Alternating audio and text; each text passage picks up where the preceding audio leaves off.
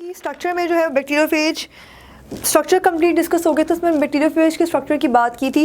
Bacteriophage जो है वो दो तरह से आकर करता है, क्यूबिकल और हेलिकल। क्यूबिकल में जो है रेगुलर सॉलिड है और आइकोसाहेड्रल कहते हैं उन्हें, जबकि हेलिकल में रॉड शेप्ड होते हैं।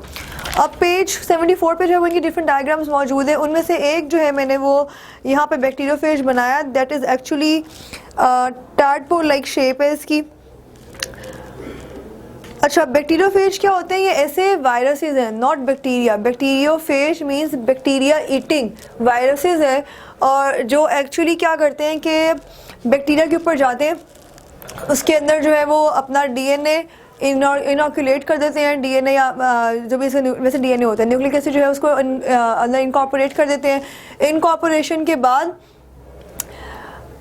इसकी मल्टीपल जब कॉपीज़ बनती हैं, डिवीजन होती है बाइनरी फिशंस के थ्रू, तो वो जितने भी जो डीएनए होता है वो इसके डीएनए के साथ इनकॉर्पोरेटेड होता है। वो भी हर प्रोजेनी में, हर ऑफस्प्रिंग में जो है वो चला जाता है। उसके बाद हर ऑफस्प्रिंग के अंदर, अभी इसको हम डिस्कस करते हैं, हर ऑफस्प्रिंग के बाद किसी भी स्टेज पर आकर वो जो इनएक्टिव वायरस का डीएनए, उस डीएनए बैक्टीरिया के डीएनए के अंदर मौजूद होता है, वो एक्टिव हो जाता है। और एक्टिव होने के बाद जो है वो अपनी कॉपीज़ बनाता है और बैक्टीरिया जो है बर्स्ट कर जाता है और वायरस की जो न्यू कॉपीज़ रिलीज हो जाती है। तो ये बेसिक जो है वो इसका एक प्रिंसिपल है, स्कीम है।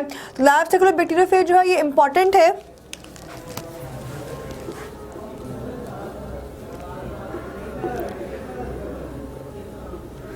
ये इंपॉर्टेंट लॉन्ग क्वेश्चन है और इसमें 5 मार्क्स का, 8 मार्क्स के पेपर में आ जाता है।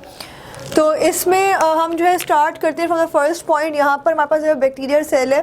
ये बैक्टीरिया के अंदर जो है वो न्यूक्लिक एसिड है। कहीं बाहर से जो है वो हमारे पास वही बैक्टीरियोफेज आया, वायरस आया। इसने जो है वो क्या किया कि अपना न्यूक्लिक एसिड सिर्फ जो है वो यहाँ पर इसकी मेम्ब्रेन को एब्जॉर्ब किया और अपना न्यूक्लिक एसिड जो है वो इसके थ्रू, मेम्ब्रेन के थ्रू जो है वो अंदर पास किया।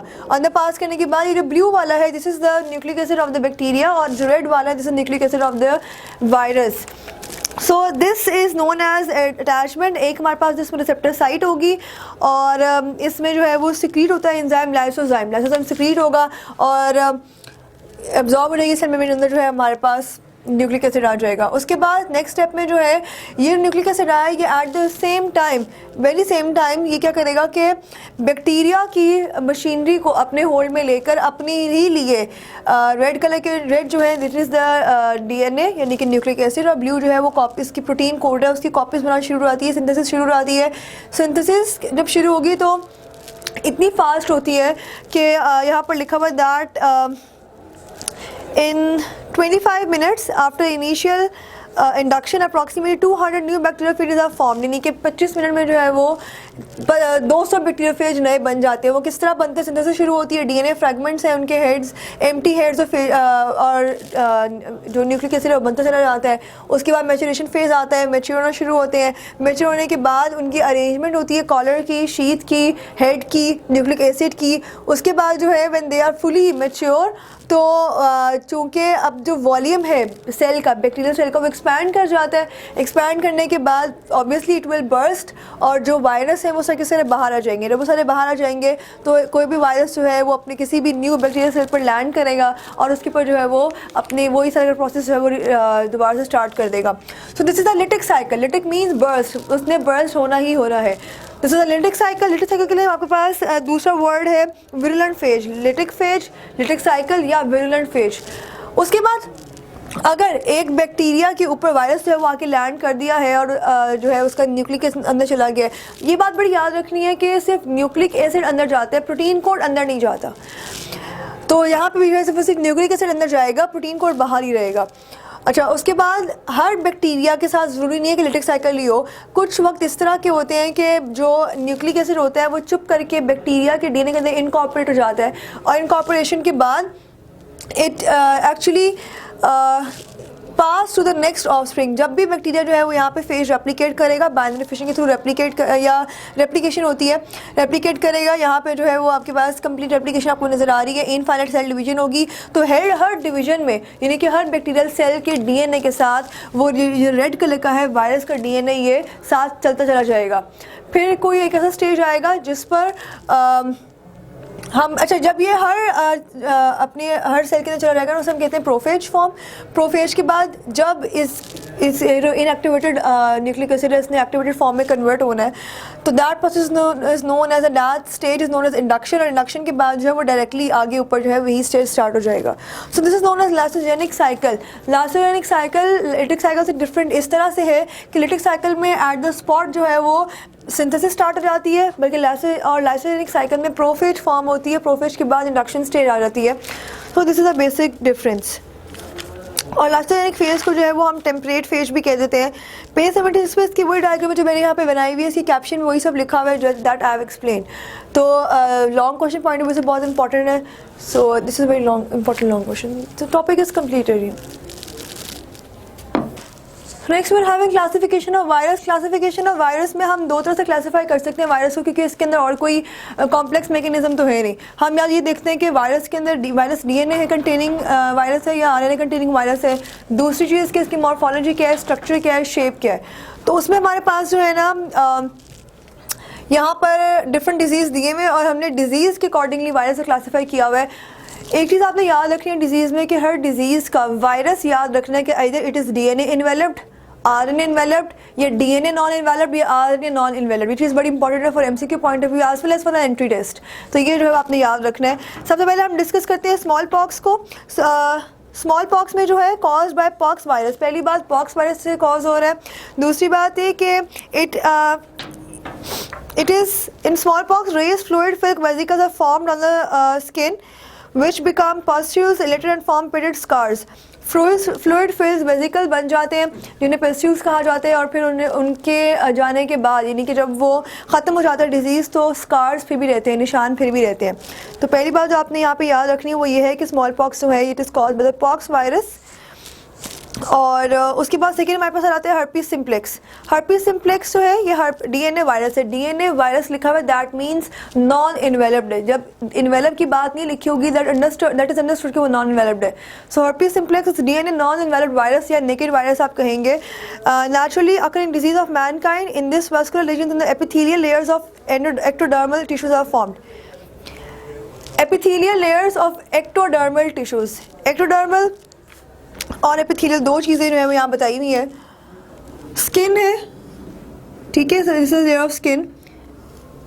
स्किन की epithelial layer, uppermost layer. इस अपर मोस्ट लेयर की फर्दर तीन जो है वो टाइप्स लेयर्स होती हैं, एक्टो, एंडो और मीजो. तो जो एक्टोडर्म है उसके ऊपर वैस्कुलर रीजन अगर बन जाएंगी तो that is caused by herpes virus. और ज़्यादा जो है ये अकर होते हैं near the mouth, on the lips and other skin sides. यहाँ पे जो है आपके पास पेज 77 पे जो बी डायग्राम है that is the diagram of herpes simplex. Next हमारे पास आते हैं इन्फ्लुएंजा. इन्फ्लुएंजा जो है वो इन्वेलप्ड आरएनए वायरस है. हर्पीस सिम्प्लेक्स था DNA non enveloped. Influenza is RNA enveloped. Influenza wide spread disease in man अगर एपिडेमिक. एपिडेमिक फॉर्म कॉन्टेजियस है, यानी कि वबाई है, लग जाता है एक से दूसरे को. फिर आते हैं हमारे पास mumps and measles. Mumps and measles virus belong to group paramyxo viruses. Paramyxo virus group of viruses है उससे बिलोंग करता है.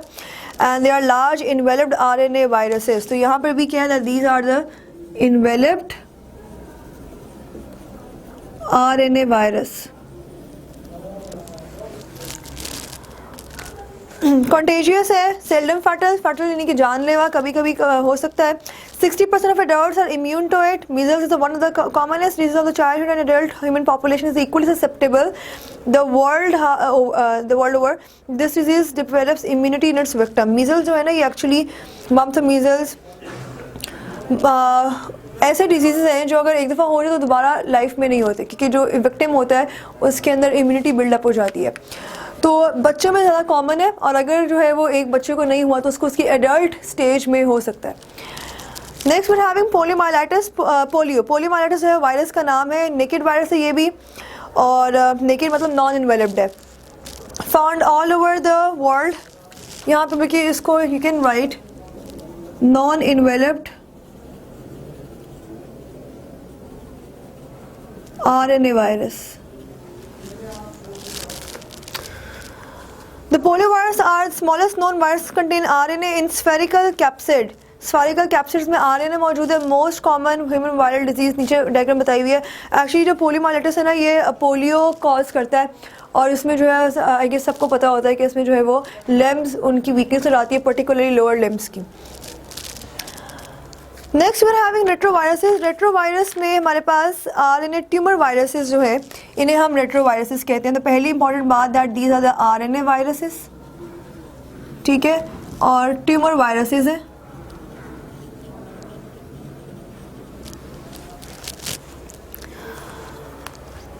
मोस्ट कॉमन डिजीज जो है, most common condition that is human immunodeficiency virus cause करता है, which causes AIDS. AIDS acquired immunodeficiency virus है। Disease acquired immunodeficiency syndrome है।